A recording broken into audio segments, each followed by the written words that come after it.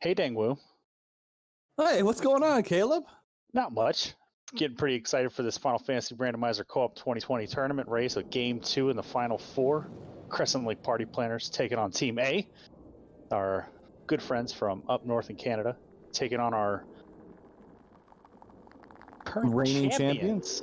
That's right. Reigning champions, the Crescent Lake Party Planners of Spellzap and Danny, looking to remain in the fight against Burt Reynolds and Jat 2980, a relative newcomer to the Final Fantasy randomizer community. I'm super hyped. I hope everybody out there is super hyped. I just dropped the gates, and we're going to get these runners going. Dangwoo, as a player in the co-op tournament, what can our runners expect to see here in the semifinals here? Well, enemies are clamped from their original HP to 200%. Fiends are now clamped from 100% of their original HP all the way up to 310%. And we get early Topher, so good news, we now know where we're going for endgame. Hooray! Alright, well, there's nothing like a good mystery to be solved right away. And our magic is amazing. Congratulations, Caleb, you have rolled an amazing seed. You know why? Because we have no clear spells except for Confuse, Saber, and Temper to actually kill things, but that requires to buff our team. Oh, and by the way, it is deep towns, which means towns are not always going to be, the first entrance or the first floor. Let's not overlook that level 1 Temper. It's not going to share any slots with spells that we're going to need diving toe for later. So all 9 of those charges and everyone rolling 2 black mage casters is going to be a lot of tempers getting dumped onto those fighters. Yeah, it's going to be interesting. Oh, Garland with heat. So this makes this really actually kind of difficult. An early imp grind, I like this on the left-hand side, I think is the best call. Just because, A, we need those levels to survive that heat, because heat is actually powerful enough to one-round our light warriors. And there's a Fire 3 hammer. There's a problem solver right there. That'll do things. Fire 3 in the bottom left of TOF. Jat and Burt sharing that information. They're going to get their free infinite sweeper as Spellzap and Danny do the confusion grind on those imps. Yeah, I mean, so I know I said the confusion thing, but I have to admit I would do what, I would have checked the Temple of Fiends chest first for the, odd chance that you find an item magic in these 3 chests or anything.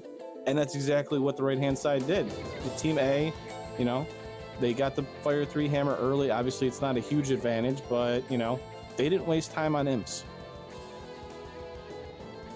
And Fire 3, it's a pretty good sweeper. I would say it's the 3rd best of the elemental sweepers. It's going to get the job done. It's better than a lot of the tier 2 sweepers, but I would rather see a lightning 3, but that's just, I think, being picky. There's nothing wrong with being picky on that one, but I think in this case, our runners are happy. Jat found a town in TOF, got heal 2 and invis 2 up at level 7. Here in Gaia. The gold plus 3 bracelets. Yeah, it's pretty cheap. I don't remember where that Invis 2 rolled, but this could spell bad for Spellzap with that red wizard. I think Invis 2 was in that 2nd slot. And as it pointed out, 2 was top slot. So with Invis 2 in that bottom slot, that is locked out of the red wizard. So, well, it wouldn't have mattered anyways, because Life 2 and Warp also landing at level 8. Yeah, I just realized on rack in the top slot, so it wouldn't have mattered either way. It would have been locked out. Gaia, they get the black magic, which I think was Zap in the top slot. Yeah, it was either Zap or Quad X, so yeah. It's a little unfortunate here. Hopefully we at least get Ruse or Invis. Invis is okay. We could make use of that. Yeah. And you never know. We might find an Invis 2 casting item similar to the white shirt in the vanilla game. Yeah. Oh, yeah. I mean, so far the item magic has been very generous. I wish that kind of would have been found in, Hey, good call matches. on that. It was quad X in the top slot in black magic, so that's fine. I mean, it's fine. Yeah, I mean, but gold plus 3 bracelets for 8,000. That is a bargain price gold bracelet. I'm glad we listened to each other, Dangwoo. Listen, I feel like I'm in comms with Wigglypuff all over again. We talk to each other, we don't listen to each other. It's great. It's a good time. We also found cheap tents for spell zapping guy. They were about 19 gold a piece, as Burt Reynolds makes his way through this Matoya cave with 2 free floors, spell zap digging up the Canaria Castle and Dwarf Cave. That's exciting, getting Rod and Oxyale. I mean, the best part about the rod is once we find the rod lock, we don't have to double dip. Yeah. And Oxyale, if we find Onrak buried somewhere, we can just continue that dive into that dungeon. So 2 of the minor gatekeeping, map gatekeeping items found early. The only one left we're missing is a loot. And I'm sorry, we just found Crescent Lake. I thought they were playing on the left-hand side. Oh, the town. So funny. I'll just walk myself out of here. So this is another free item for Team A. Chain plus 5. Doesn't get any better than that for the early game for that fighter. Unless it's like Iron 5 and it's about the same price. Yeah, I was gonna say I think Iron's got to roll at least plus 2 to be like 1 absorb over it. Ooh, Red Wizard gonna be locked out of Ruse. And there's your cake, buddy, right there at level 6. Also locked out. Poor Red Wizard. But that is the gamble with the Red Wizard at this point. I think some people are talking about it's like a 20% chance that he gets locked out of a lot of stuff. And right now, and that's exactly what it's doing. And top right, that's another, there's another key basically for the map with the cube. Yep. And Spellzap finds a couple dungeons down here in Elfland. So we got the Volcano 1 floor and Mirage 1 in Elfland Town proper. This is a nice little pickup here. Dragon 1 armor. It's some money. Money's always good in the early game. Dragon 1 armor. I'm Giant 3. Yeah. Oh, Silver -5 is a little unfortunate. Copper +1. I mean, we'll take that. Yeah, it's not nothing. Our mages need it. And Danny working her way through this seafloor as Jet digs up the teleporter maze. These are spooky floors to be walking around on at low level. Unrunnable nachos. And we got a question from chat from Kiryu. I'm going to try to see if I guessed that correctly. Asking about Danny 383's wheels. Those are Danny's preferred. She's one of the leaders in the Final Fantasy Randomizer community, and that's the nickname she likes to go by. She wants to be referred to as Wheels. And Dangwoo, Wheels' partner in comms, Woo and Wheels, can back me up there. Yep. That's literally our little logo is Woo and Wheels, the picture of the Ric Flair and a picture of. And there's my redemption for rolling this seed. Look at that waterfall. Just steps and a door. And you get a crystal, and we just found Matoya, but that was on Crescent Lake Party Planner side. But we do have to fight our way through some steak and wings, or just let them be. We'll just let them be. It's cool. Yeah. And looks like we got a little bit of lag here on Burt Reynolds' side, as he was just staring at that cube lock, but Jet finding the Sarda floor, getting the chime. So we're getting access to a lot of entrances super early here. Yeah, unfortunately we can't make use of that chime because Northern Progression is not on. But yeah, there's a lot of stuff. that once we get airborne or even diving down, like we found the Q block and stuff like that, like this whole seed has been opened up, and once we get that airship, it's going to be crazy because our runners going to be able to go essentially everywhere. Yeah.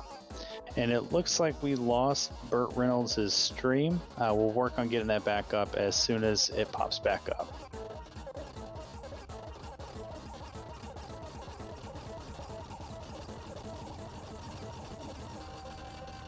A big thank you to Dark Moon for doing the restream here for us, and RPG Limit Break for letting us host this race on their channel. We got Shadow Flames tracking all the action for us, as he has tracked all of the co-op semifinals here.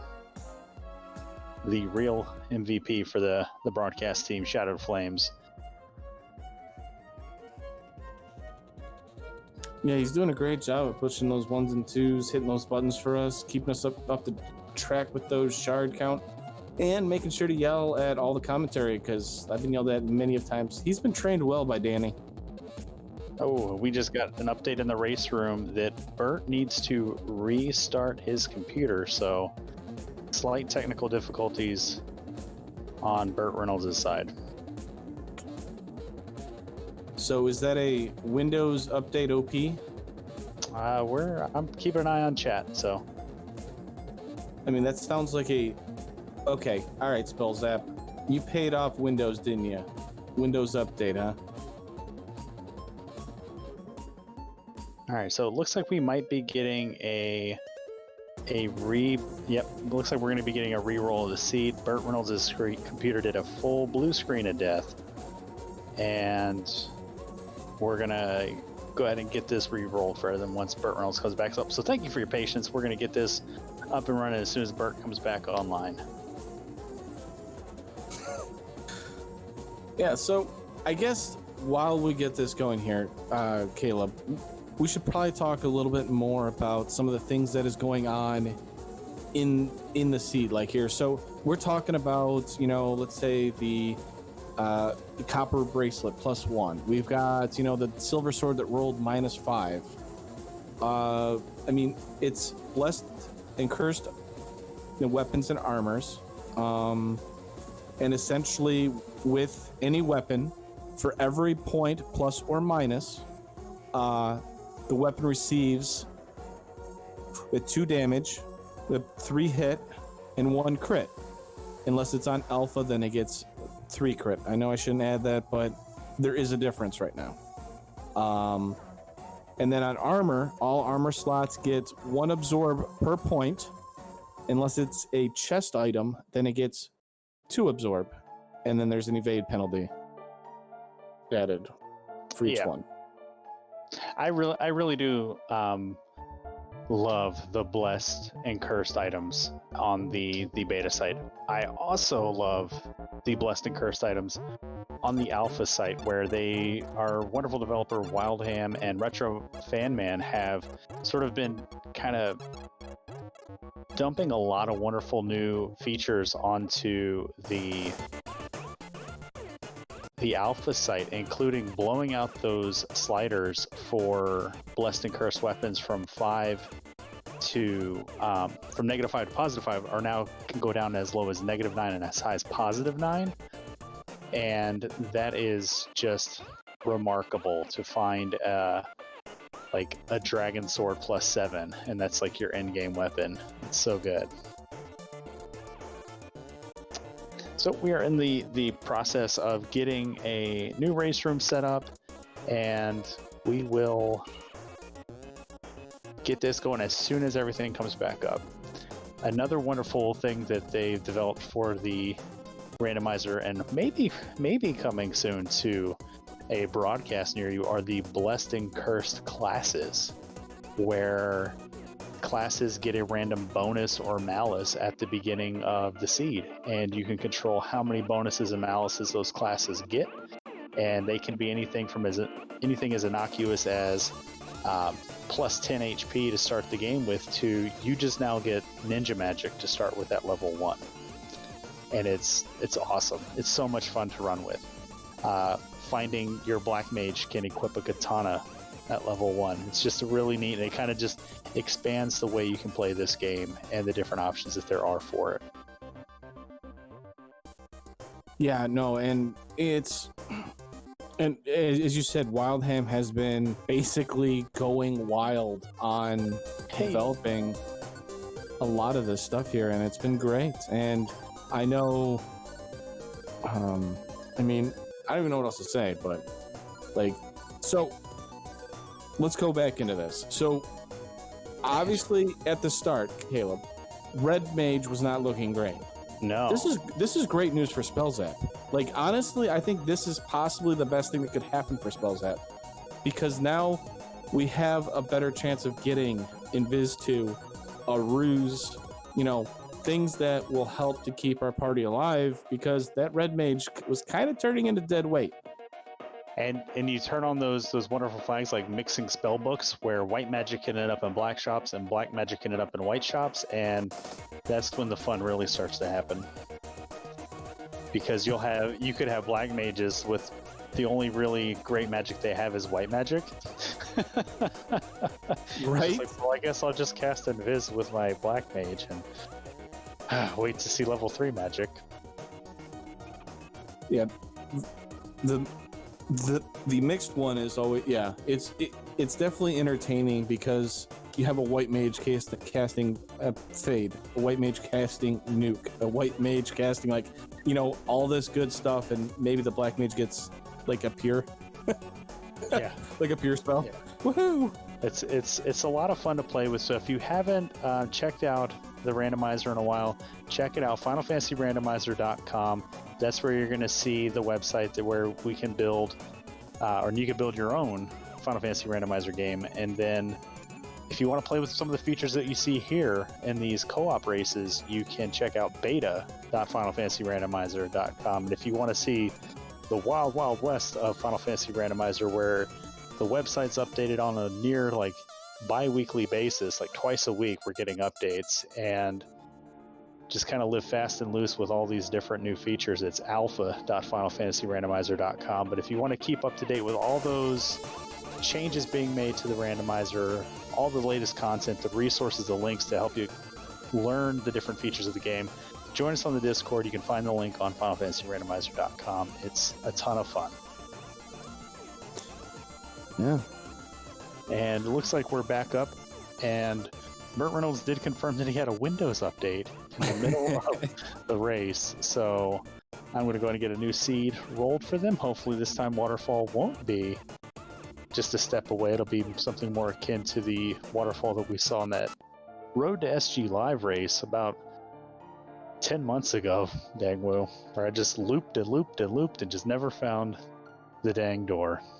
Some people say you're still wandering the halls of Waterfall.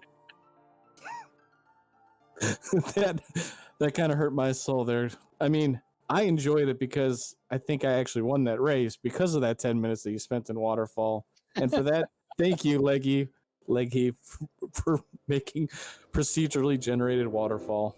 Leggy Starscream, one of our leaders in the community, also with a PhD in like the programming language to help her develop the procedural generation for that Waterfall. So it's a Dr. Leggy Starscream.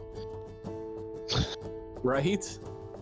I mean, amazing stuff. It's great too, because as you said, for you know, for sometimes it is a time waster. Other times, as we've seen in this previous seed, it was like right next to the entrance. The odds are that the procedural generated waterfall will make the waterfall dive a little bit easier than the standard snaking waterfall path. But there are those times where it's just like, okay, I don't see the room immediately on the first screen, and there's 3 branching paths. Which way do I go? I typically always just try to go up and left, and that feels like it's confirmation bias, but more often than not, it feels like it's the right way to go. What's your strategy with tackling the proc gen waterfall, as you will? My strategy for tackling the honestly, it's like how I do the teleporter maze. I literally just say, we're going this way. Yeah. And that's how it goes. I mean, I hit the teleporter maze, and I'll go up first, I'll go bottom first, I'll go left first, I'll go right first. It don't matter, honestly. I'm not... If I think too much while racing, or if I, try and get too much inside my head, or what you want to call it, I just start forgetting stuff. And we've seen it like in the spring tournament race against you, I literally forgot I had the floater and I went to on rack for no reason. Like, I just drove right past where the airship was and I forgot I had it.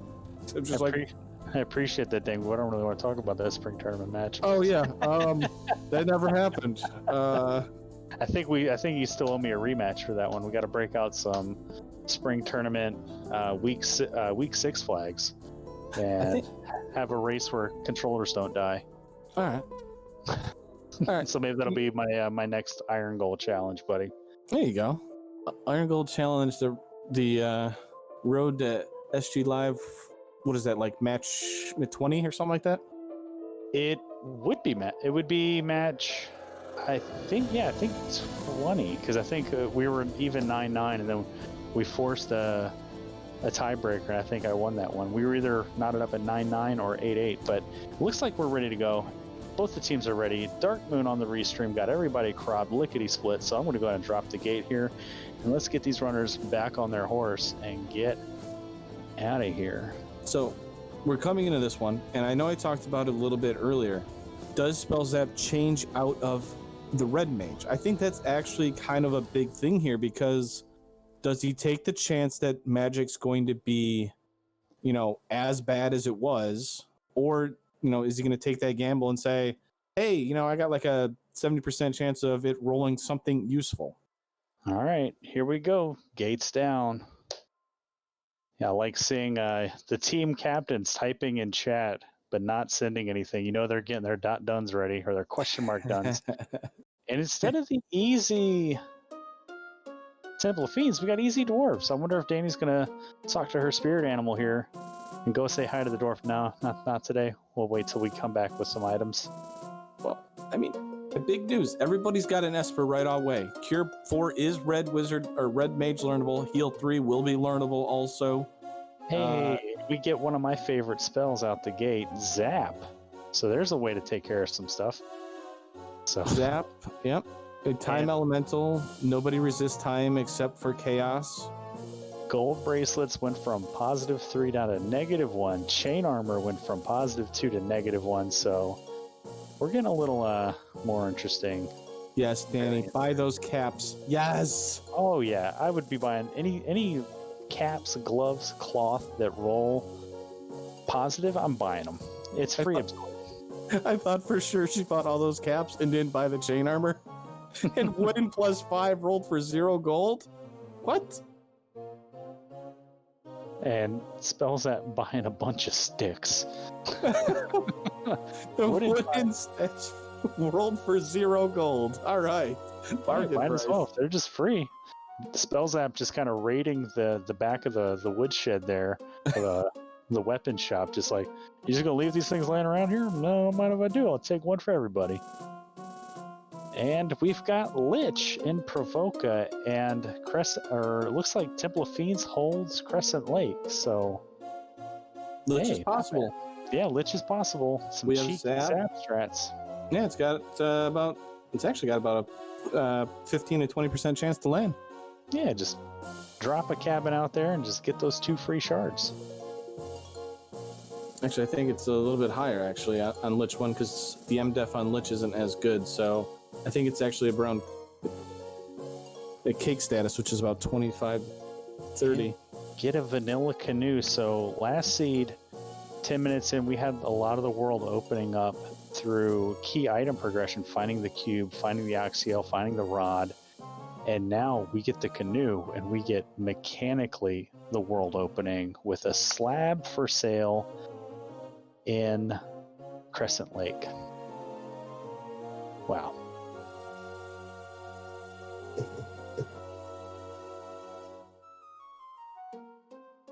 So you get the canoe 2 minutes in. Where do you go, Dangwoo?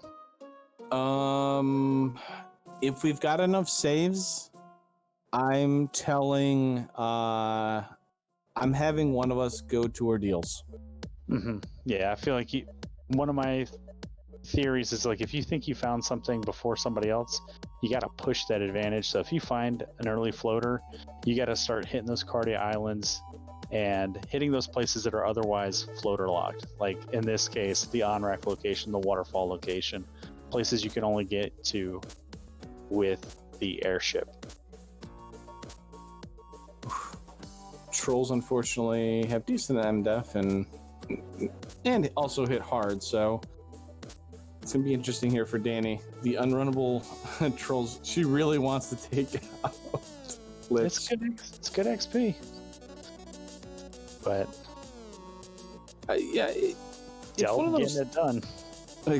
Right. So it's one of those things of you want to be ahead of the other person. Like I guess it kind of really depends on the magic and stuff like that, but like if Spellzap is able to do a lot of exploring quickly because of his party, let's say he got a really good early lead or something like that, and Danny's able to just go to ordeals, and let's say it happens to lead to something that's whatever. I mean, it's a big find. Most people won't do the ordeals play because it's out of the way and it's one location. Yeah. But you and I, Dangwoo, we would do that. And that's why we make decent rivals for one another. We're both willing to do the dumb thing. That's right. You mean the big brain play. Right? My brain's so big. It's so big. And Burt Reynolds, beneath this deep dungeon, finds an Esper and the Cardia treasure. 2 Espers. That's pretty good. Right? I think we're already we're up to 3 already. Not too bad at all. A Vorpal -5, so that's not our in-game weapon. It's no. Okay. So it's not bad. We're down to 25% crit. So better than most swords. And it basically hits like a wet noodle, but it has that crit still. Yeah. If we don't find anything, exactly. If we find enough tempers, that's fine. If temper rolls low enough, we can make that work. And if we don't find like an XCal +5 or a Masa plus anything, even a Masa negative is still going to be way better than the Vorpal at this point because of where it rolled. In Team A, we got Burt coming back in here, getting that money, getting these Espers, and look at that communication, working behind the scenes. They're communicating. Jet walked into that room, knew exactly where to get all that money in that single Esper, and is out.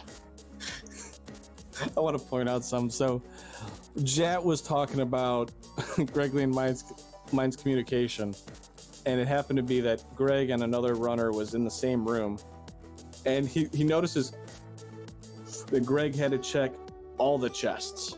Meanwhile, the enemy, or the other team, only checked like 1 or 2 chests and left. Poor Greg had to check them all. And Jack goes, "This is why team communication is really important." And I instantly thought back to that moment. I went, yeah, but Greg asked me where they were, and I said, I don't know. They're on that floor. There's 3 of them on that floor. Exactly what I said to him. I don't know. They're there. Just check them. It's Sky 3 floor where there's literally 14 chests. There's 3 of them on the floor. Just figure it out. Yep. Oh, and watch out for the deadly stuff. It's fine. Yeah. Whiz vamps with death touch. And there's a less obvious looking waterfall, but it looks like just a hallway simulator. But we'll see how this opens up for Burt Reynolds as he makes his way through the procedurally generated waterfall. It's not up and left. Maybe it's just up and just keep going up. Do you want me to commentate this? I don't want you to have like PTSD from this. It's fine. Hey, we did it. So no big loop this time, and we got a plate of wings for our troubles. Blueberry wings. I do like the way he did that though. So a lot of people, when they get into that waterfall, they run right into that spike tile. He stops at the door to see where the robot is, because sometimes you can just get it and then you wait, to make sure that the key item is then transferred, and then check the spec. The spike tile. Yeah, so I found that the robot typically paths in just a 4 grid, like a 2x2 grid. So if you walk in there and see that he's nowhere near the door, you leave. Like walk 2 steps and then come back, he might be closer, but he won't ever really divert from that 4-path grid if you really want to try to fish up that robot. I think there's a couple of clips of me literally waiting for like a minute and a half just to fish the robot over. Yeah, you really got to leave and come back into the room. Not the whole waterfall, just walk away. Ooh, Fade, bottom slot, level 7 in Gaia. Not going to be learnable, but Burt Reynolds digs up Provoca. That's a A+ town. That's my favorite town. Copper plus 4 is there in Gaia, so not too bad at all. That gives our copper bracelets about 12 absorb. Yes, please. Cure 2, Soft and Fear. There it is. There's the game changer for this season. Level 2 nuke. Gonna really kind of blow the doors off a lot of the early enemies here. Well, this stuff.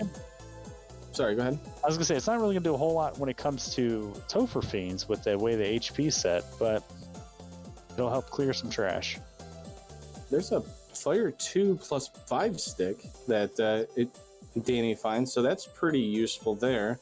Yeah. But I think the important part about that nuke level 2 is Spells Out Red Mage is useful.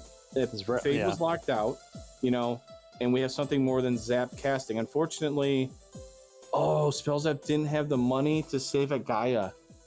Oh, rip. Because Gaia is a higher end it's got that higher base price if we're saving. Mm-hmm. And he must not have had any money, so oh no. Iron 5 hats and standard pro rings, so at least pro rings didn't roll negative. Spectres with Blizzard. So within a minute, Danny and her teammate have both wiped.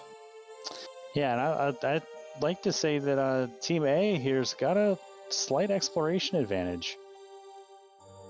They seem to be finding things just a little bit sooner than the Crescent Lake party planners and don't seem to be wiping. So, yeah, it's important. Stay alive. I mean, yeah, those nukes are going to help, but, those copper bracelets, if Spells Up was able to get out with those copper bracelets and save it, I think that would have helped because I don't think the Team A had gotten to Gaia yet, made that trip over there. So that's 12 absorb extra that, his casters and their casters would have. Yeah.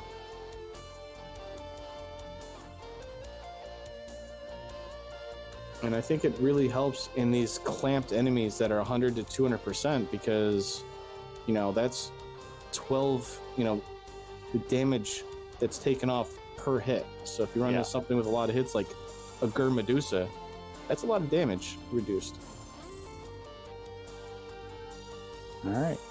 So Crescent Lake party planners cleaning up their Provoca dive. Burt Reynolds and Jat. Jat's still trying to make his way through this Melmond entrance. This Earth 4 floor is not being kind to him. I'm glad you said that because I was just wondering. Spectres with Blizzard. There it is. Yeah. I mean, I was wondering what happened because as soon as you said that, I look over and I'm like, I think I've seen him in there 4 times already.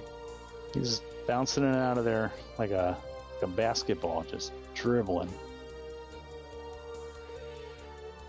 And, he finally moves past and says, you know what? I'm tired of bouncing my head against this thing or, the banging against it. So. And Spells Up, rookie mistake here, coming in, checking boxes he's already opened. You hate to see it. The reigning Iron and Gold champion.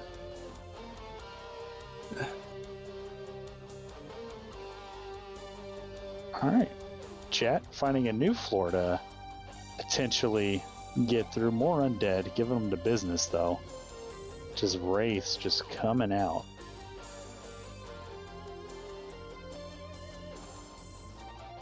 Ooh, Ribbon 3 pickup for Spells App. Gloves plus 5. Worth. Sky provides.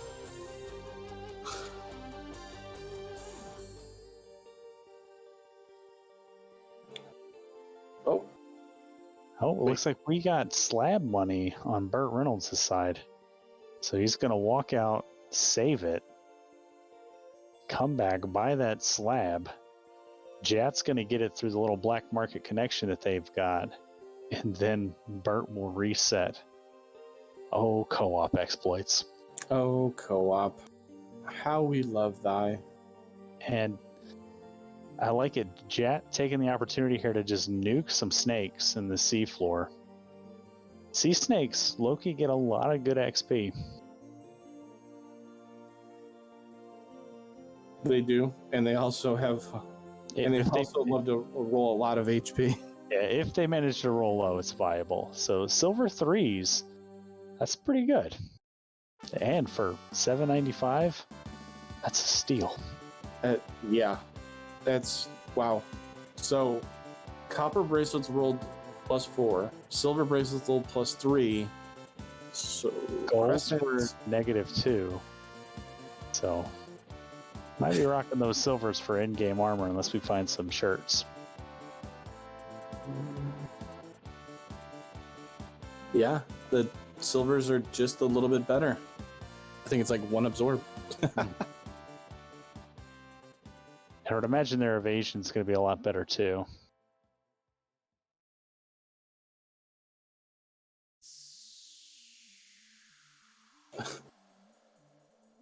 Spellzap yells out to his partner, "We have a cute hat over here. It's +4." Danny says, "I'm going."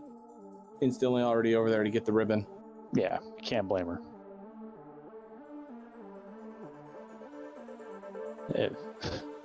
It's a streamer for wheels there. Little racing flag. I think in one of our races, the Crystal Link Party Planners was in. They found a Masa +5. One member on each team found the Masa +5, and literally there's convergence of every single runner there within like a couple seconds, like a couple minutes. Like everybody just instantly headed over there. It was really funny. Jet getting some good run luck here from these ghosts, but this time they catch them and no life magic, so is going to just stay down. The quad D is for down. How down are you today? I'm down. Oh, rock goals. We got nukes, right? Yeah. Yeah, Danny. Blow them up. Or Zap. Zap's pretty good. Yeah, their MDF is... It's nothing great. Yeah.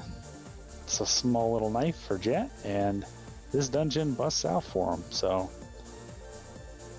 I think Danny's got the experience lead just off of those, because she's level 10 now. Oh, so I think I saw Locke there at level 8 black magic. That's less than ideal. With the way these clamps can roll, you really want to see like at least one of the lock spells land in the first 4 levels, just in case you have to overcome that high evasion. Well, so one thing that myself and Gregley noticed is you'll see a lot more of the runners casting lock over temper, because temper does nothing if you're missing the enemy. Yeah, 100%. It's you got to be able to hit them to do damage. So melt the... If I have lock and temper, like if I have 2 black mages, which I typically do, one will fixate on lock, the other will fixate on temper. Typically, that way it's melting a little bit at the time, and then if I find that I'm not melting the evade fast enough, then we'll switch to double lock casts. But once you start seeing that 4 to 5 hits or however many hits you're expecting to see with that sword, you start dumping them tempers and just watch that damage like a progressive slot machine just go up and up. Oh, there's a stone touch from more of the undead. So the undead proving to be very Dangwu. Oh my god! Did you see it? I see it. We got a cake shirt. It's my cake day. It's an old T-shirt I had on a birthday party. I spilled my cake all over it. The cake boss is happy. It's a little chef smock. Oh, there's Onrak. We can walk into their submarine and see what's down here. So, one of the reasons I like cake so much, for anybody that doesn't know this, it's an earth elemental spell. The only reason why it's good is because Lich 2 and Lich are not resistant to earth. So with their low MDef, it's around a 20% chance to land. If Lich rolls up, you can generally one-shot Lich, and you won't have to worry about a nuke. So Quote, if you're listening now, I'm sorry. We got Life 2 white caster locked in Onrak, bottom slot. So the white mage could learn it now, but we don't have the money. But we find an ice cave loop in Onrak. That's pretty neat. And you can tell it's the ice cave loop because of the way that it is. Now, interesting by Bird, he's not even going to check the spike tiles. He's just going to go right for the incentive. Yeah, we're pretty low level here. We don't want to risk it yet. I get this play. Look, if you got a couple cap helms, a couple gloves, earth or ice cave is easy. I'm telling you right now, I've done it. It would be interesting to see if he had. I mean, he might do it when he gets out of here, to walk back up into Provoca. I'm sorry, into Onrak. Stay at the end, then come back and check that first spike tile on the right side, and see if that's something that we can take advantage of. And just get some levels. Yeah. Silver 3 sword's pretty good. Yeah, it's better than a wooden stick. Are you sure the wooden one was on sale? It was 0. Okay, that's pretty good. You're getting a lot of a bang for your buck there. Everything's free if you don't pay for it. But this thing's got an edge and everything. So first look at the volcano, and it's the sea split. So Spells Lab going to do some exploration as Jat continues this dive of the dungeon, and there's a key for Team A. Yeah, so let's see here. Have we seen Marsh yet? No, we haven't seen Marsh yet. So the Marsh incentive's got the Old Crown location, and it's also got that bottom right location. Oh, Life 2 is normal. Yeah, that's a nice, as you said. I'm so glad I pay attention to you. That's what I'm here for, buddy. I think you've keyed out my voice from all those races we did on the road to SG Live, where we would sit and voice together, and you just tuned me right out, man. So Spells App checks the spike tile, gets rewarded with Nagas and air. This is less than ideal. These things can punch pretty hard for our low level party. But we get a Zap helmet. It's like the game knows our favorite instant death spells and just putting it on item magic for us. Although a Zap hat feels like it would hurt. It just sends your brain back in time. But that's, I mean, as you said though, we have a cake shirt and a Zap helmet. We have a spell Zap and a cake boss me. I mean, I like it. I like to see it already, Caleb. You rolled a great one. I do what I can by hitting the button, and it does the thing. I hit the button. I just want to thank the FFR bot for rolling the seed. Oh, and there is the less than greater than room for Burt Reynolds. This is a 10 easy chest check right here. Classic Gamer 76 calling for a lamp stick. Everybody wants a flashlight. Ooh, worms. What's up, big worm? I mean, keep that in our back pocket. I think he had initiative. I mean, the only bad part was, so I think the reason why he didn't take that though is because he hasn't gotten that key item yet. He wants to make sure that he has his nuke charges. If it had been his second time through, I think he takes that just to try it, because if worms roll, the vanilla HP at 100%, you might be able to 2 nuke them. Yeah, and even just one fight will do you do pretty well early on here.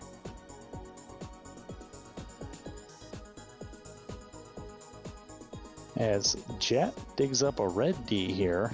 Gotta love finding these dragons now that the encounter 8 is fixed on the encounter table. Oh, that is...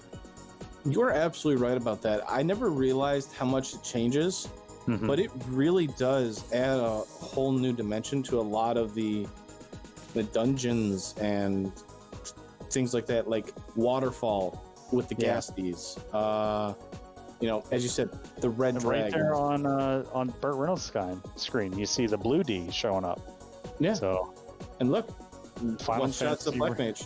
Final Fantasy Randomizer now with so much more dragons. That's right. We offer dragons. Everybody likes dragons. Maybe not as much as the Dragon Warrior, but we're getting there. Yeah, but now we actually have them in the game. That's right. Before they only existed on spike tiles, and more often than not, you only really found them on shuffled B-side tiles, especially the Gasty. You might run into them in Topher, but now you can run into the 4 Sarias in Topher. You can run into those big whiz vamps, the Iron Goals. Oh, so many wonderful encounter 8s to find. And they're worth so much experience. I mean, that's the best part about, that entire thing is they're worth a lot of experience and they're deadly. So that makes, your expiration, I guess, what? So this is something, I don't know, well, we'll have to ask our runners in the post game, but Jet hits the Q block and just hangs out there for a second. We had the cube in the last seed, so I wonder how much of this playthrough that we're seeing right now is an active, trying to suppress the knowledge from the previous seed. Because anybody that's ran 2 Final Fantasy Randomizer seeds in the same day, it is very easy to get your short-term memory confused. So it's yes, and it really is. Did I do the slab translation? Did I do? Look at Spells App and Danny. Look, hey, I got the floater. I just did the slab translation, so they've got the floater. They're going to be in the air here shortly. The great teamwork there. When you do 1 seed, especially when you get all that early progression so early, like we said, something like this will toss you off so quick. It's one of those things where I know when I was newer to the community, I thought I just want to play FFR all the time. I was just playing seeds on my own from the 2019 spring tournament and just kind of playing on my own. And then once I got actively involved in the community, started doing races with everybody. I just wanted to race all the time. And you hit race 3 in the same day and you're just I thought I had the key. And then you just bounce off the door in Topher and you're just, I gotta stop. It's time to stop. So Crescent Lake party planners right around the 26-minute mark, they're getting airborne. They're gonna break open this seed and see what they can find inside. Yeah, so the slab translation, it looks like they're going to Lefane. So Team A is going to be in the air here shortly also. So good news is nobody's really got a clear advantage here, which is great news for us. Yeah, within a minute. Team A is going to be right there, and Spellzap finds Matoya hanging out in the Mirage Tower. She's upgraded her little bungalow in north of Canaria to a full-fledged tower in the middle of the... So I guess you call that beachside property. There's a little beach at the south there of the Mirage Desert. Yeah, she's just hanging out. And Bert goes to... I like this. Bert sails to the Ordeals location before getting his airship because it's a little bit quicker and easier. And hey, we got a Bridge of Destiny. Well, that feels bad because I would have done Mirage Play, you would have done Mirage Play with me, and we would have just sat there and said, wow, we're on the Bridge of Destiny. Hooray. Yeah, that's true. But we would have that information. Although fiends aren't that necessary with the shard hunts, but hey, that's 4 fiend, that's shards that we're gonna get later. because there's no way we're opening enough boxes to find all 32. We're going to be factoring in the Fiend kills for our total. Canary unlocked. We got a house. Woo. I'm a homeowner. Oh, looks like we got a rod, so... Oh, we already found the rod. Wait. Oh, Danny got the rod from the king and the princess. Yeah. The Canaria. Here we go. Temple of Ordeals is Jap digs up Elflin. Let's go fast. Lit 2 and Saber. Those are good spells for spell zaps. Red Mage. Saber, pretty nice for backup melee strats. And Harm 4. And White Locked Fog 2. I like the Fog 2 play. So it looks like Bert never... Oh, wait. We haven't defeated... That's right, because that would have tossed me off too, is they haven't defeated Garland yet. Because Garland was... Because we haven't seen Garland. Right. That would have tossed me off also, because I just seen Bert and I was like, wait, didn't he defeat Garland? Nope. Hasn't defeated it. There's the tail in the Marsh Dungeon, and we get Invis 2, very expensive level 4 promo lock for the Bread Mage. There's an affordable lock spell at level 4, only sharing a slot with Fire 3. That's the kind of magic synergy I like to see. Fire 3 for the early to mid game, lock 2 for the end game. So this is kind of a big advantage for Spellzap, I think. Yeah, from last seed to this seed, a big swing of what that Red Mage can do. We've got Nuke, we've got Fast available, we've got a Lock 2 available, we have Invis 2, which is probably one of the most important things, is now we have 2 Invis 2 casters over everybody else. Yeah. Yeah, we don't know what kind of item magic we're going to find still, so... but big key item pickups here for Crescent Lake party planners. Within 30 seconds, they got the crystal, the adamant, and the tail. Yep. So, and the rod too. So, big pickups, and they're picking. And Spellzap's finding a lot of shards, and we got a heal 2 shirt. That's pretty neat. That's we'll take those. That's our second one we've seen. So if that's the black shirt, that's going to be really good for Danny, because the black shirt offers the same amount of absorb that a gold bracelet does vanilla, and it adds the benefit of time resistance, which will protect you against those chaos zaps, and it protects you against ice, which is nice. And with the gold bracelet rolling negative, a positive black shirt would be really helpful. Yeah, and we did the HR paperwork, and there's our cube. So everything's open for the Crescent Lake party planners. Yep, still looking for that loot though. That loot is our key item go mode, but we still need a lot of shards.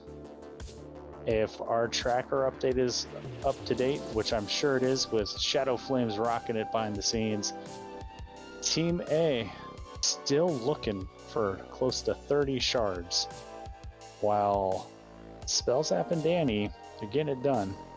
We got 10 and 8. That's pretty good. But promotion and Topher, let's see what the adamant turns into for Bert here. Ribbon. Yes. Yeah, we'll take that. Team A says,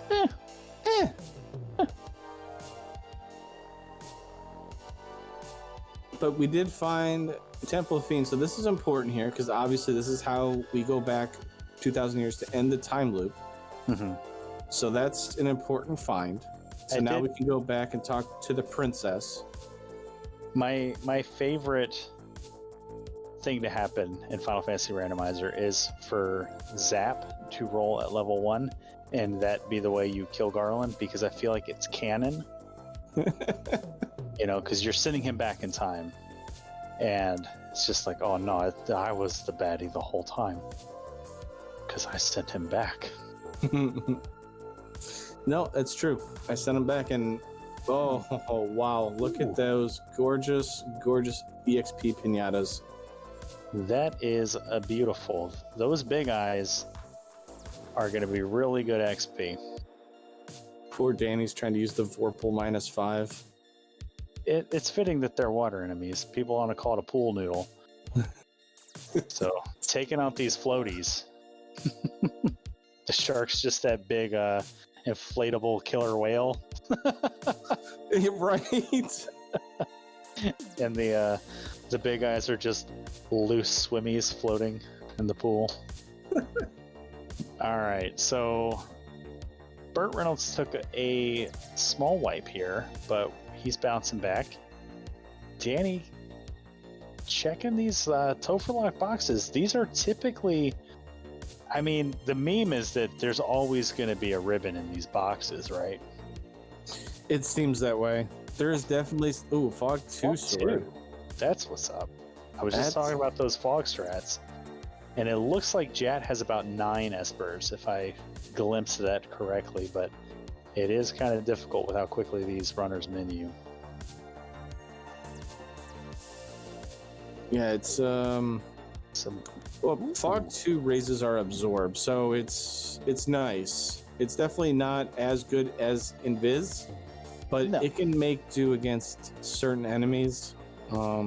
It's another one of those things where if I have 2 casters in the party and they otherwise don't have anything to do, hey, you got a Fog 2 sword, just spam that. You know, even if I've got max evade, you know, it will lessen the damage that comes through on those crits. So. Oh. Okay, so Temper, not Red Wizard learnable. Ruse is Red Wizard learnable, which I think you talked about. Mm-hmm. So, okay. That definitely gives us, instead of having the, you know, White Mage possibly getting obliterated, we could put the Red Wizard up front, possibly with the Ruse and an Invis 2. Yeah. I mean, it's an option because the Red Mage has a decent HP growth, can equips, you know, the decent armor. I mean, it's not going to be overwhelming, but, you know, it'll do things. And Spells App finds where Sarda moved. He's just hanging out behind the waterfall, not being creepy at all, with the herb of all things. So just leave him alone. It looked like Spells App had 12 orbs there, shards lit.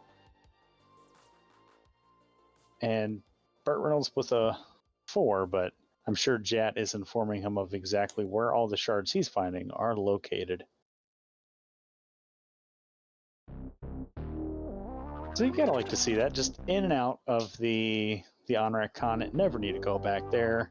Sarda and Titans West. Yeah. And trouble for Burt Reynolds. Oh, I thought those were red giants, and I said, yeah, that's the reason why I don't mess with red giants, like, ever. And I'll just run from them. I'll just run from them if I can. Time to turn in that herb and get some money. So, woohoo! Decent reward. One thing I think the Final Fantasy Randomizer community is, the spectator community is waiting for, is the arrival of Shuffled Astos into some broadcast seeds. It's so much fun playing with Shuffled Astos, where the kindly old king in Northwest Castle might just be that, the kindly old king, and surprise, the robot was Astos all along. Or my favorite is definitely when the elf prince turns out to be Astos. It's like, look, he's waking from Astos' curse. I was Astos all along. I put myself to sleep. The joke's on you. Gotcha. What if we never woke you up then? I ran a race this afternoon with the Hangry Canuck, and Bahamut was Astos. It's like, you got promoted. Now, oh man, you got promoted. I gave you all this. Oh no. Well, and the best part about that one is you have to defeat Astos to keep the tail. So it's not like you can really just exit out of, I guess, if you want to call it.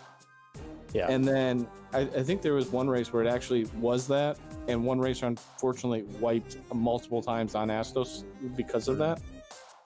Yeah, especially if you turn up those boss percents, and Astos is not a pushover. Right. All right, so both of our runners sort of intersecting paths here, checking out what one another have seen, although Danny's showing us the Earth 1 floor, and I'm pretty sure no one else has been on this TFC floor other than Jat, so... Oh, good old stun touch. Hey, there's a carry. Yeah. That's incentivized. Will that give us the loot? So then we can go into shard mode. TFC check hype? Oh, it's only worth nothing. A little bit of money. It used to be a game with us. We'd all get all hype and stuff like that every time we went to go check that. And Burt Reynolds reminded that, oh yeah, this was it. This was Lich here. Opal 2 element, another shard for Spellzap. He's slowly creeping closer and closer. Yep, he's got 15 now. It looks like Danny's just about the same, so... And Burt Reynolds gets his Elvish reward. And it's just Grims. Yeah, this is... So, I mean, if Team A is where they're at with their shards, they're going to have to rely upon very good note keeping. Yeah. And being able to go there. Now, if Spellzap and Danny don't get roadblocked at all, yeah, I mean, they're at a pretty decent lead, at least Spellzap in particular, but, you know, in total shard count, that's a pretty substantial lead right now. Especially with the airship when we got it and the runners were around the same time. And I'm really curious how many Burt has missed intentionally or maybe bypassed trying to find those key locations. Because that's one of the things with this co-op is, as Carrie's pulled in the top or in the bottom left by Danny, is do you go for the key locations or do you check chests? Because there's a lot of plus and negatives on either of them. Well, without warp, I was not a participant in this tournament, so I would think that my strategy would be dive to the bottom, get the information, see what's at the bottom of this entrance, and then when you're walking back out of the dungeon, take the time to check the boxes, because why not? Yeah, because if you find any key items, like, they're going to go to your partner and you're going to get information working your way out of the dungeon, so that if you do wipe down there, you can, when you're re-diving it, you can clear it from the front and meet your progress in the middle. And then once you get to that middle point, you can, you know exactly which boxes you need to open. Yeah. And so, and that's one of the things I want. Yeah, exactly what you're saying is there's many different schools of thought. And one of the things that I guess, Final Fantasy Randomizer kind of does is how do you react to everything that it tosses at you? Because some people will say exactly as you said, we go there and we do it back to front. Some people will say front to back, you know, and it's very interesting. I've seen races where both of them have done opposite ends and they've ended up in the exact same spot at the end. It was crazy, you know? Yeah. And Trenton dares you to say that all over again. No, we don't repeat things. Yeah, we don't repeat things here. Rewind the VOD, buddy. So, big information here. Danny finds the TNT on the sky floor.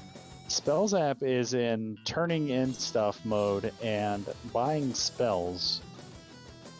But we don't have a crown, so I wonder if Danny's just going to hang out here and just check these boxes, check these spike tiles, while we hope that the Adamant and TNT, one of them turns into the crown, but we get the Ribbon 3, which we knew about. And as we see, no, it's that same money. It's that same Elvish money, 2684. We see Team A making its way through their first TOF sighting. So not much doing here in dwarves. This is not a hooray situation. This is a okay situation. That Agama red giant, not terrible. I mean, if you're waiting around, might as well use it at this point. You're already promoted. Use up your spell charges, I guess. Yeah. But that is, of course, unless you know where you need to go for progression. And there it is, the princess. Princess led to the crown. So that should be, if my mental math is correct, that should be the loot. Or the bottle. It should be the bottle to the loot. Because I don't know. Have we seen all of the incentive boxes? We've seen March, we've seen Sky, we haven't seen Earth. Oh, we haven't seen the rod floor? Okay. Yeah, we haven't seen the rod lock yet.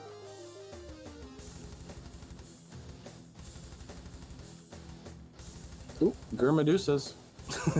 Danny changes her tone real quick. Yes, we'll take that experience. Yeah, so I think we've got one more dud location out there, and then we've got the loot somewhere out there. Yeah. You know, it's gonna be in some form of a turn-in. Mm-hmm. Pro Cape +3 caster gear. That's a wonderful find. Anything that throws a little more absorb onto those spellcasters, you're gonna want it. I mean, there's no reason to not want it. Right. Especially if it rolls positive. Yeah, I mean, it's like 7 absorb already as a shield slot that casters can use, or anybody can use except for the black belt.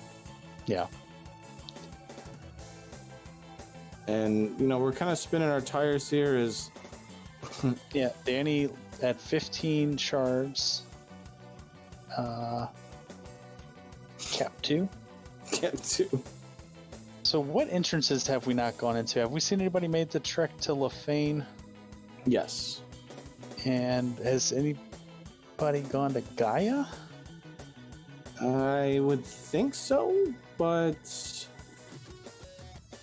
I'm trying to think. Have we seen Earth 2? Wow, 2 pro capes and a pro ring in Earth 2. I think Earth 2 hasn't been checked fully. I think Chat has been here. Well, okay, so we definitely needs the Agama floor. Yeah. Now I'm getting seed confusion, and there's level 6 temper that will be Red Wizard learnable. You may have mentioned that already. It's fine. Caleb, it's fine. It's fine. I've learned enough. We've been to the Agama floor because there was another heal 2+1 shirt, so we've been here before. Are you sure it's not a different one? Well, we've seen 2 of them, and this was the other one. Oh, have we? Mm-hmm. I also mentioned that. Oh, did you? Oh, sorry. See, Griggly, you're not the only one I don't listen to when calling out information. Yep. Fine. Hey, don't hold it against me, please. No promises. Well, are you sure? So, here too. With these, right? I said Jet had been here. So, with these flags, what is the lowest level that you feel comfortable diving Topher with the loadout that we have? A couple of ribbons, decent magic, promotion. Not a sighting on an in-game sword yet. Like, where do you have your personal benchmarks for Topher entry? I'm going higher level.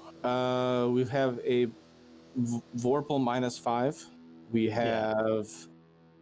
So basically what you're essentially telling yourself right now is we're going to have to put a lot of tempers in. We're going to have to put a lot of locks in, a lot of spell charges. We need the HP pool to be able to basically outlive the damage that the fiends are going to do in Topher.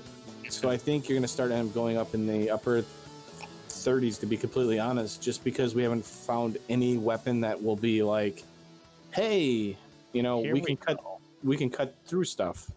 Route convergence, Spell Zap and Burt both onto the rod floor.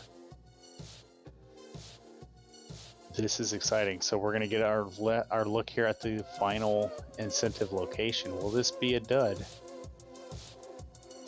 Or will it be the crown that we need to turn in?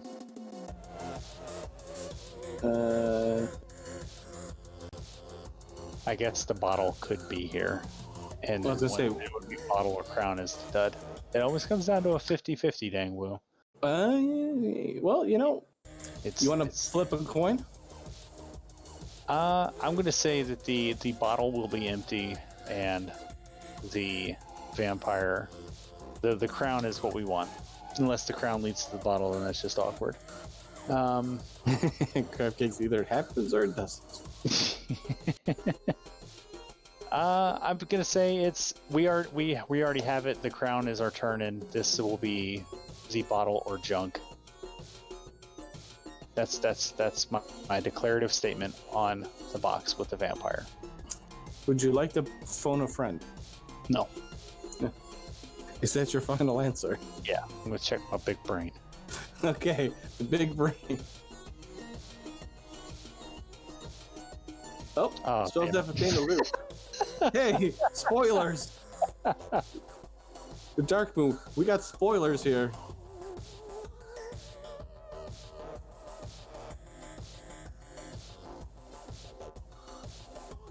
Alright, so the vampire, the vampire-shaped speed bump had our loot. The rod lock leads to Cardia treasure. So do you still turn in the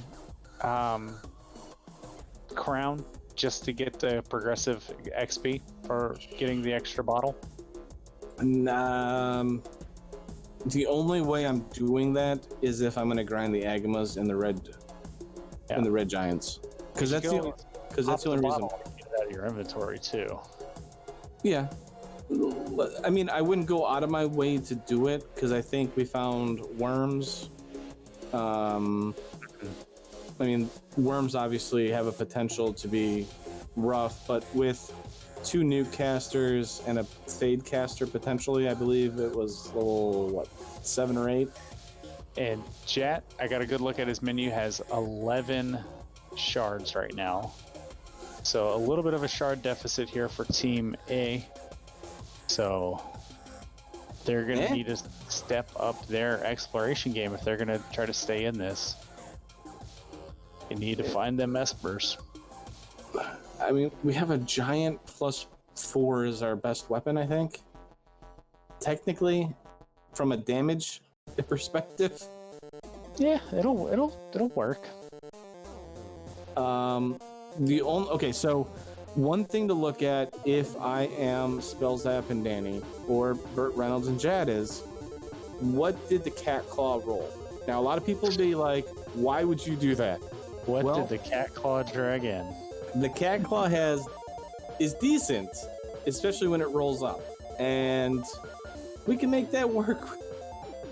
We can make it work. As much as it hurts me to say this, we can make it work. I would probably stick with the giant 4-sword.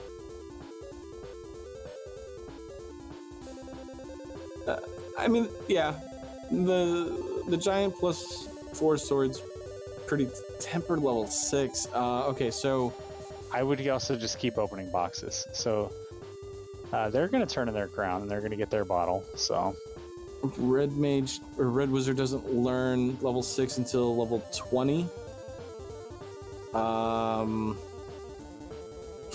Yeah, so you're definitely gonna have to go higher levels, especially for spells up, I think, if you want to, make use of a giant sword +4, or as I said, a cat claw or a vorpal.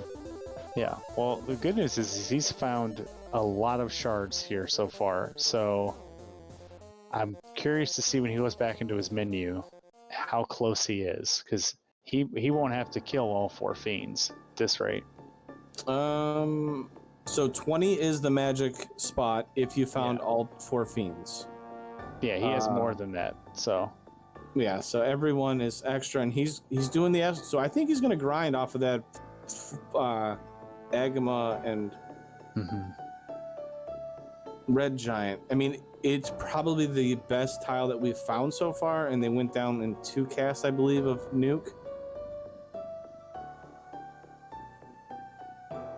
Yeah, and he's heading over there.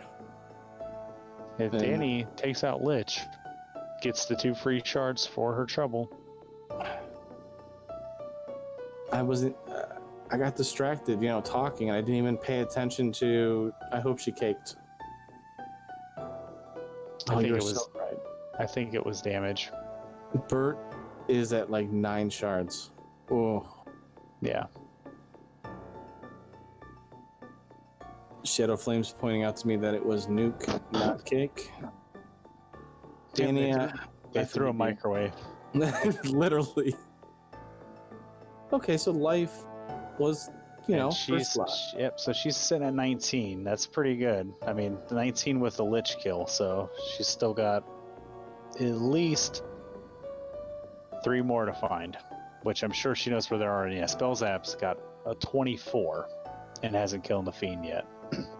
Yeah, that's essentially if he wants Kraken, carry Lich. And as long as they're early, Kraken's obviously the most terrifying one we found, as I found out. The bottle this entire time was just a soft potion. Worth!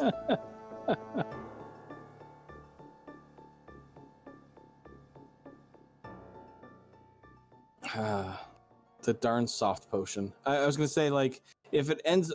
the wooden stick +5 gets the Agama kill. Spell set. The Yoda beat on R2D2 with his with his staff. Look at the synchronization from Crescent Lake Party Planners. We're all going to the Agama party. Agama hype. So while they do that, let's focus on Team A. Yeah. And see what they're doing. So team get those giant Agama facts. Get them going in chat. That is the power of teamwork on the left hand. Oh, Rune Sword +5. That's actually not bad. Pretty okay. Yeah, we can use that over the giant sword. I think it's got a better crit, right? It definitely does with the +5. I don't think it's by much. Yeah. And I like that our runners for the Crescent Lake Party Planners are taking their grinds on separate tiles. Social distancing is of the utmost importance, and we're seeing it executed with 2 CDC level perfection with our team, the Crescent Lake Party Planners.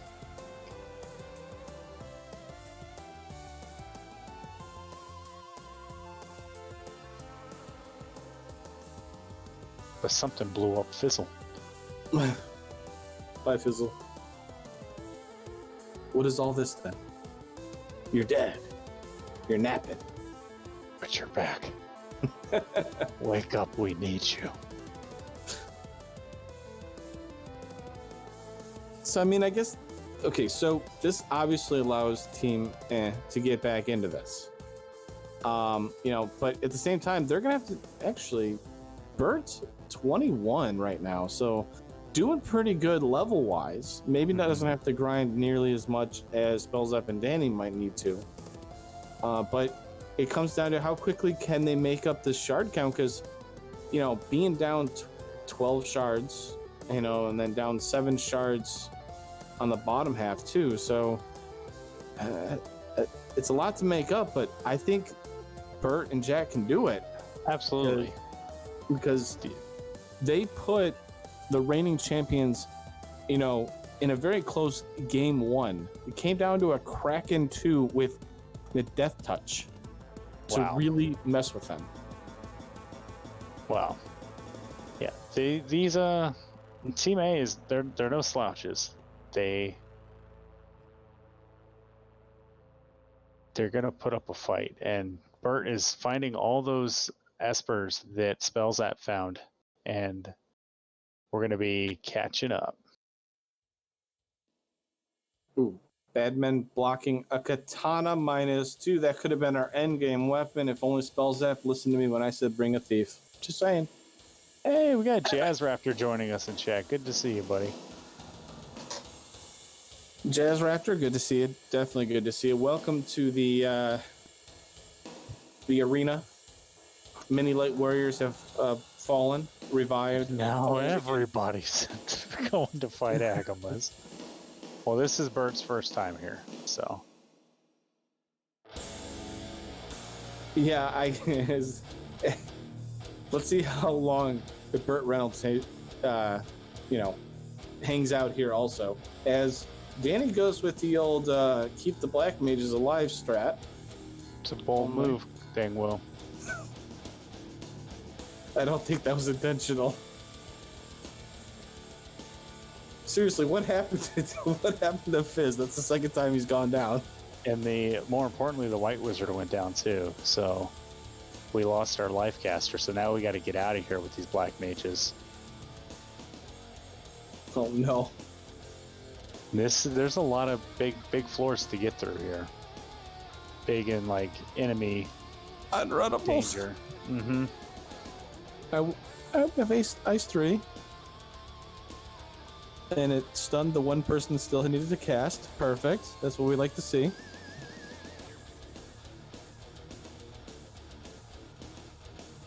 Silver lining, we are going to get some good levels on those black wizards. I mean, they do need them, to be completely honest, because they're going to be casting tempers. They're going to be casting a lot of stuff, and they've got to be able to keep alive. It's going to be weird. I mean, it's definitely going to be an interesting Temple of Fiends, because we have no weapons, or, really good endgame weapons where we go, okay, I'm comfortable, cool. We're not going to give the Fiends chances to attack and stuff. No. We have no weapons, and these Fiends are going to have a lot of rounds. It's remarkable that we haven't seen a good weapon. So with randomized treasure, there could be no Masa or Excal in this. There could be no Sun Sword. They could be sitting in Topher, in the validation chest, in the carry 2 chest, in the vanilla Masa chest. Yeah, it's possible. And that's the thing is, do you check the, the validation? Do you check the carry chests? Because there's 2 of them that are kind of easily accessible. Nobody's going to check the Masa chest, obviously. But, the carry chest is a little more possible, I guess, if you want to say it. Mm-hmm. But besides the validation, I mean, it really depends. I could see Spellzap doing it. Spellzap might, since he's going to probably be the first one in, maybe check it anyways, just to help out Danny. Yeah, and Danny's switching to the Gershark Big Eyes.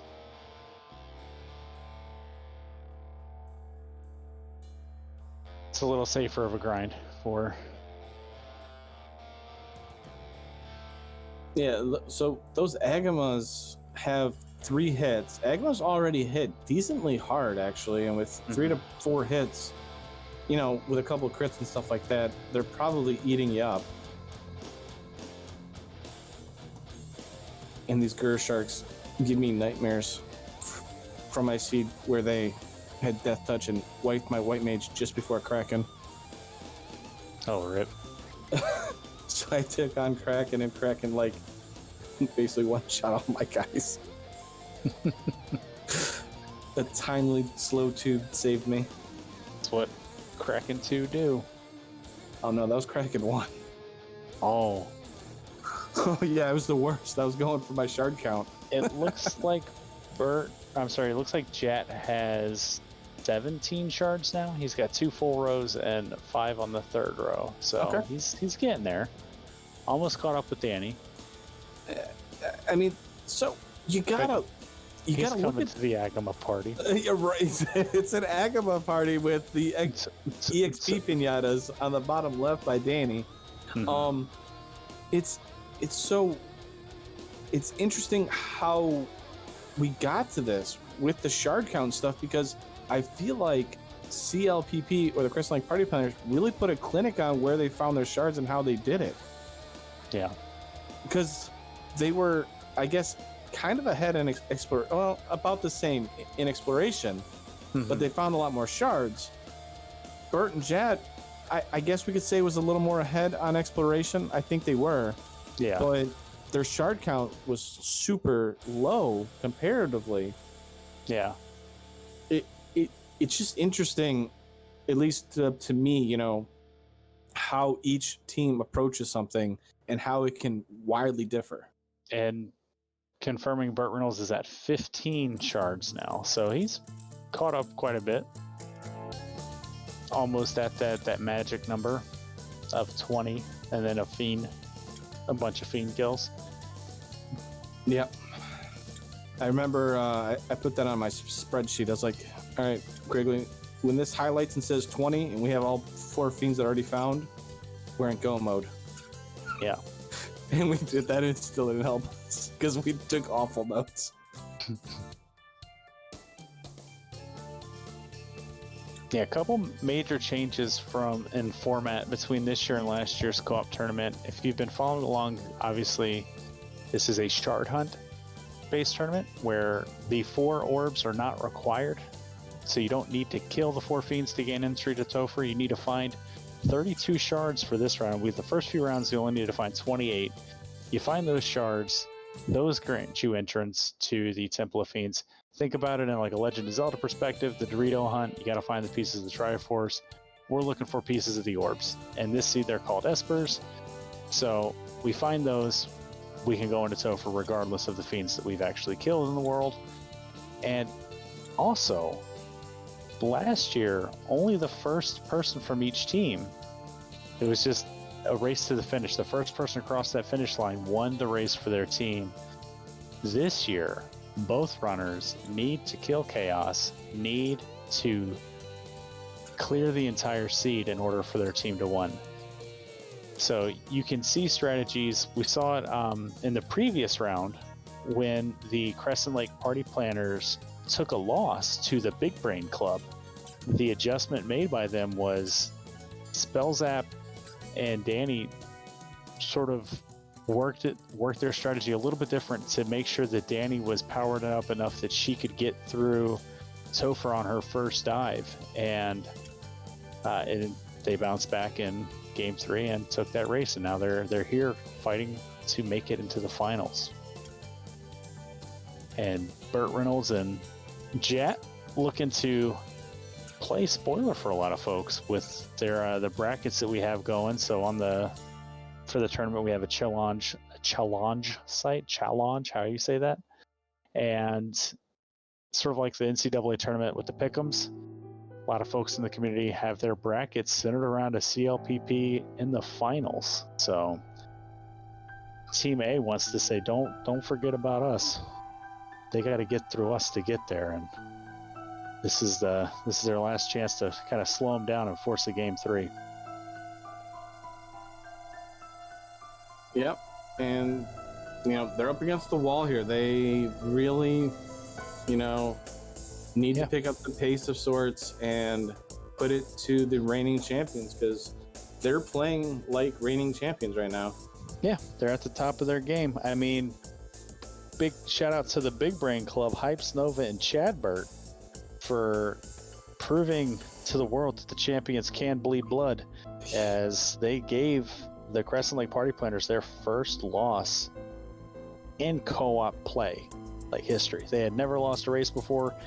In last year's tournament, they went undefeated, ran the table against everybody, my team included. High Rofe Fellows and I, Rofe hates Caleb.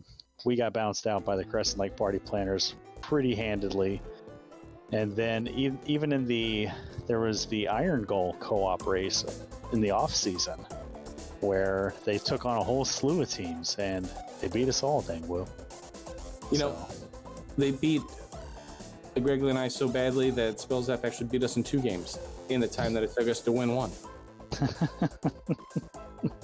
Team Caleb, we showed up that game. The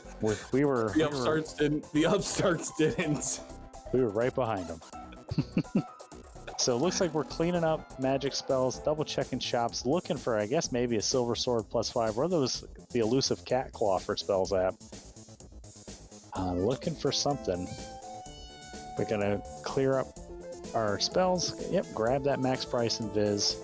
We didn't kill all those Agamas for nothing. Use that money.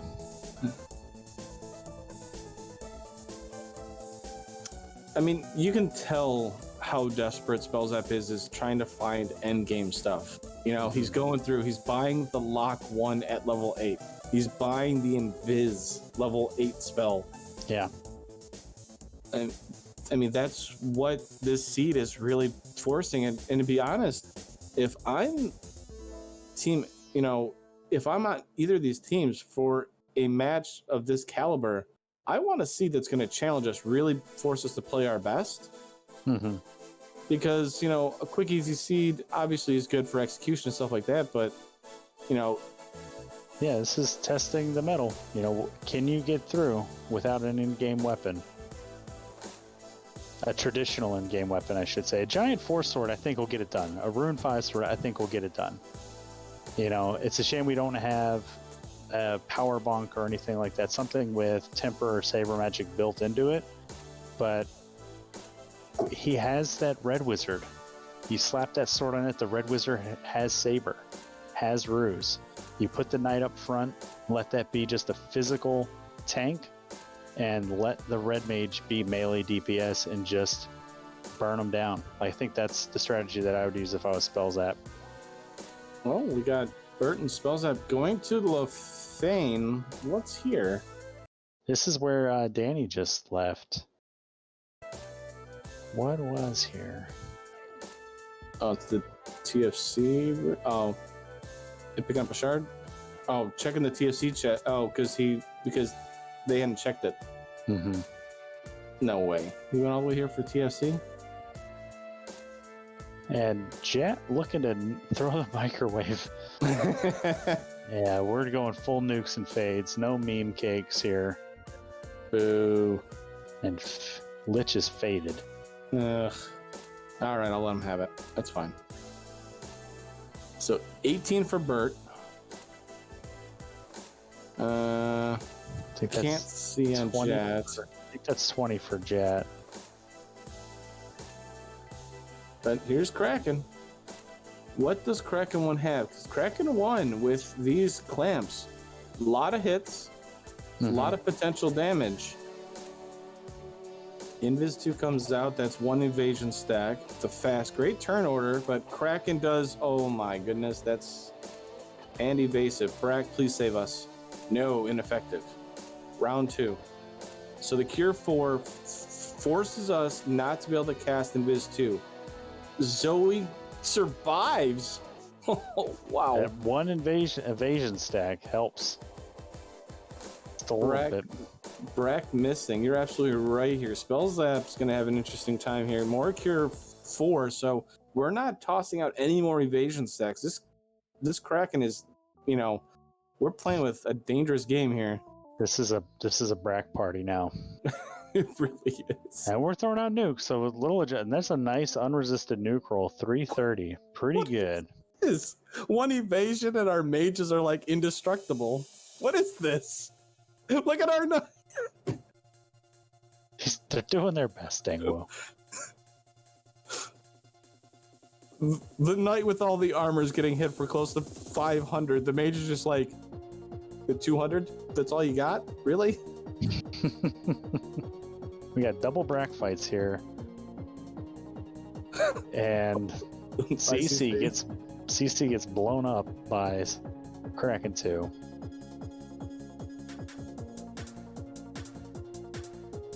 Poor Zoe's just been on heal duty the entire time. That's her job. She's the healer. Keep throwing those nukes. Keep swinging with that Vorpal. 2 hits, 132. Oh, we crit to the MDef. Zoe survives the crit. Still alive. Stay alive. It was an interesting movie. Ooh, I like the Quad X. Come on, hit it. Yes. Done. All right. That's what I'm talking about, Danny, with the Quad X. Kraken with less than 301 HP gets power word erased. See you later. All right. So she is 5 shards away, sitting at a pretty 27. So while we weren't looking, she got a lot of espers. And I think that's a rune sword. Is that a rune sword on Spell Zap? Yes. Or, no, it's a giant sword, right? I think he's got both. Oh yeah, that's right. Oh yeah. Oh yeah. Well, let's see. Nope, that's a rune. Who? A defenseless Kraken. We can cake it. We can cake it. Happy birthday, Kraken.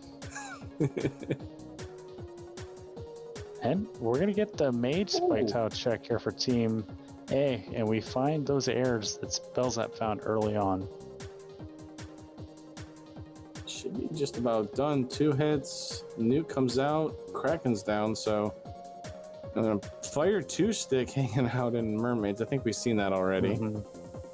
Esper. Another shard, so we are 11 away for Burt Reynolds. He's at 21.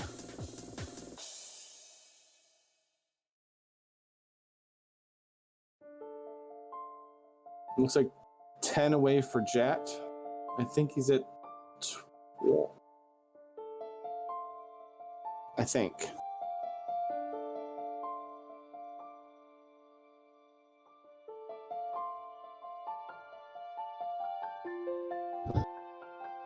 I'm probably wrong on my math, but it's fine. Probably. Yeah, math on Twitch, not my strong suit, just saying. It's fine. All right. How many times have you ran entrance in Floor Shuffle and you found the Bridge to Destiny beneath that Bahamut tunnel? It feels like it happens more often than not. I wonder if it's the same distance. Be interesting. It's canon. All right. Warmech. All right, so we get our first look at what the Refiend fights may or may not have. Fire 3 comes out. We only have 1 ribbon, so actually Fire 3 can do potentially a decent amount of damage. Jet's trying his luck with these worms. Not too bad. 2 evasion stacks for Spell Zap. We're looking pretty good. Rune Sword hits 4 times already. We haven't cast any locks, so Warmech not too evasive. Apparently doesn't have a good hit percentage because misses after 2 evasion stacks. Blizzard, that's a skill. Everybody resisted it, apparently. I must have missed. Ooh. Yep, we're breaking through now with damage. 5 hits, 481. Warmech is not long for this. Unless Warmech pulls out some big boy spells, should be okay. 3 hits, 526. Good Bye, night, CC. Getting pretty late. It is getting pretty late. Have a good night, CC. Ooh, Inferno. That's a good thing to not have later on. Yeah. All right. So Warmech not too spooky. So we didn't see the full run of the script. So we don't know if there's anything tucked away there like a nuclear or some nukes, or I think a slow 2 would be pretty devastating depending on how I'm thinking in the Topher endgame, like slow 2, cure 4, those are the ones you want to avoid. Insta-death spells, Zap, the Crack, Bane, those are all out there. Yeah, it's true with the 1 ribbon, and I forget which level we saw wall, but not likely that we'll be able to get enough walls up in case there's a first turn Bane. I mean, the only advantage is we do have a black shirt that is available for one of our black mages, so that can at least help out against Zap. If we want to protect against Crack, we can use the anti-rub spell. Yeah. But I mean, that still leaves us open to Bane. So yeah, and we didn't find a Aegis shield anywhere either. The only item in the game apart from a ribbon that gives us the stone poison resistance.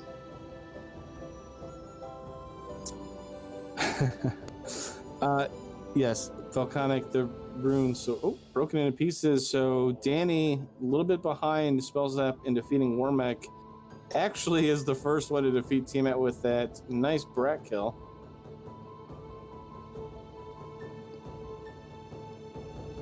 All But- right. She needs one shard. That rune Yeah. sword is doing work. I like that you responded to someone in chat who said that they don't have sound on. Who did? You did.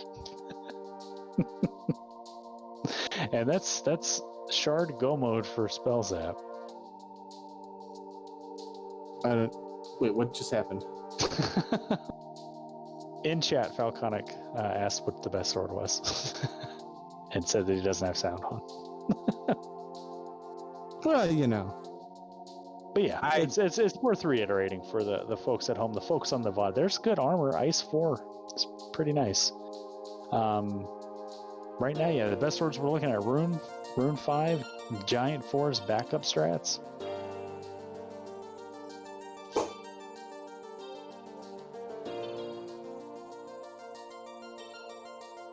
Let's see what happens. Danny gonna go check out the waterfall. Pretty sure this is where Sarda was. Yeah. Jad is about, what, 5 away? From, like it. Yeah. 5 away, just defeated Kraken, so made short work of Kraken there, much less drama, I guess, if you want to say. Mm-hmm. And he's on his way to do his Warmech Tia kill. It'll be interesting to see what weapons they're using on Bert and Jat's side, because obviously we see a rune sword and a Vorpal on the Crescent Lake party planners. And Spellzap is doubling back and looking at all the boxes. And wants a better sword. And sees the Vorpal 5, and he's like, fine. That's what it sounds like. I think that's actually how that went. Okay, fine. Heavy sigh. Heaviest sigh. Well, we'll see. Maybe there's validation sword. So, Jet taking on his robot chicken. Oh, look at that Fire 3. Everybody would laugh and say, that's a free turn. Not today. Fire 3 hurts. Mm-hmm. But here we go. 1 hour, 20 minutes, and about 30 seconds. Spellzap going into Topher.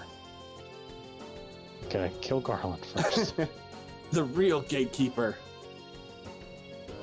He terminated. Hey, he listened to you. Yeah. So now he sent him back in time. Now he's got to go back there and finish the job.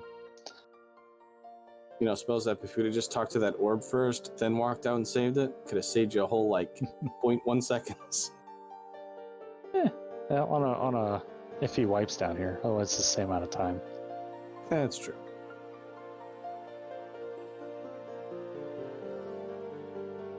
I like to prepare for the worst. All right, Warmech still going for Jet. Is in some trouble with only 51 HP. Still dumping tempers into that sword.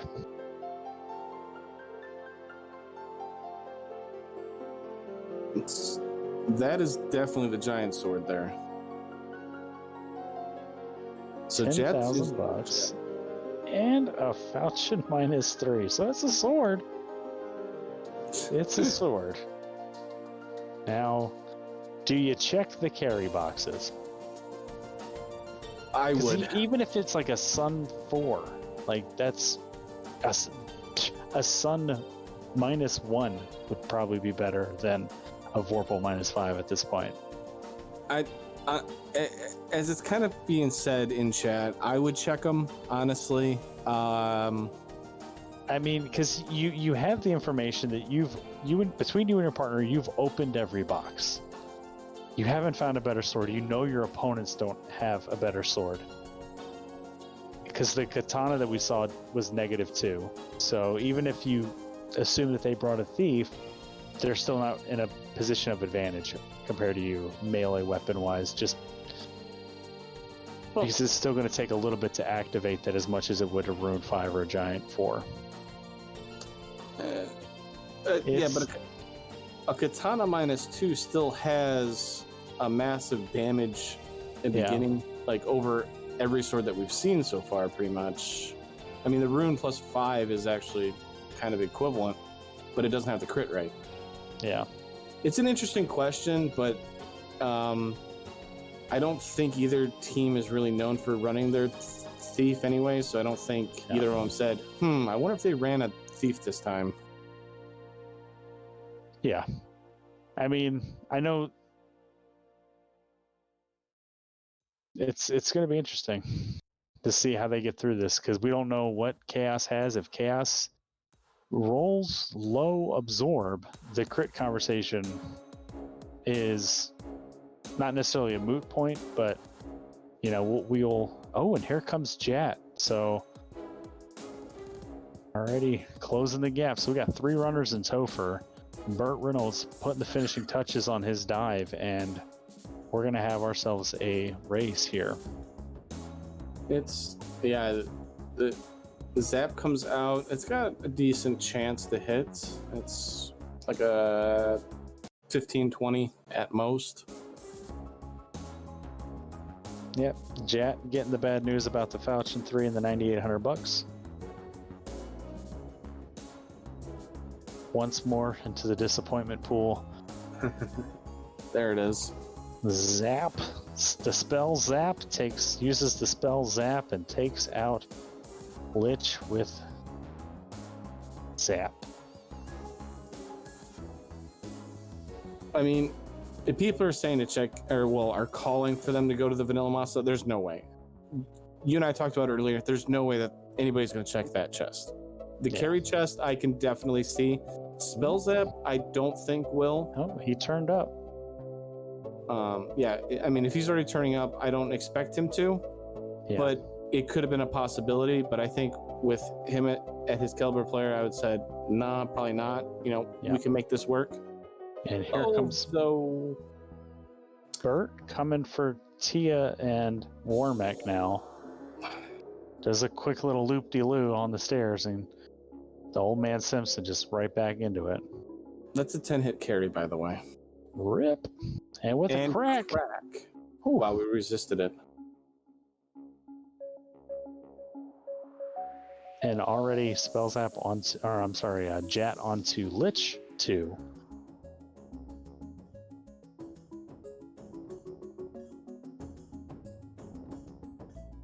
Oh, yeah.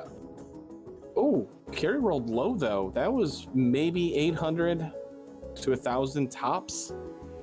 But since we had such a big shot by the knight, I'm not sure how much it is. So carry, very much a glass cannon there. And Spellzap's got big levels. He's like level 40. So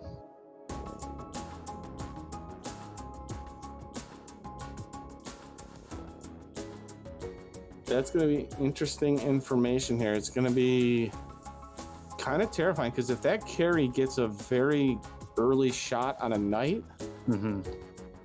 that could really mess around a couple of our light warriors here, or our runners here. All right, so Jat gonna test his luck, and with a Bane from Kraken.